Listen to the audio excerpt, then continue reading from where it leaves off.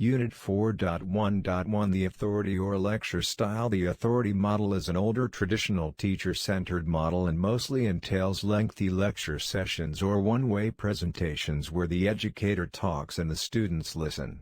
Students are also expected to take notes, ask questions when allowed and retain information. This could be quite boring depending on the students' learning styles. This method of teaching is still mostly used in higher learning institutions where lecture theaters seat hundreds of students. Pros: this style is acceptable for certain higher education disciplines and auditorium settings with large groups of students.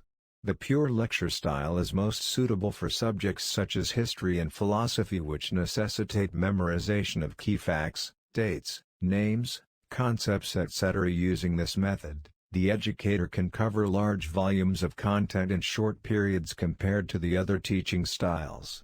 Cons: it's a questionable model for teaching all the time because there is little or no interaction with the teacher. Younger students especially need more engagement. Peer-to-peer learning is highly important, as well as developing communication and negotiation skills.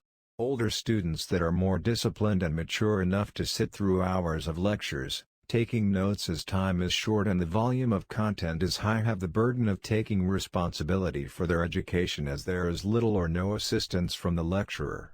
Maybe the reason or a factor for the high dropout rate at universities and colleges is possibly that many students cannot adapt to this style of teaching and/or cannot take responsibility in becoming more independent in their learning. Teacher-centered instruction doesn't allow students to express themselves, ask many questions, or direct their own learning. Thanks for watching this video.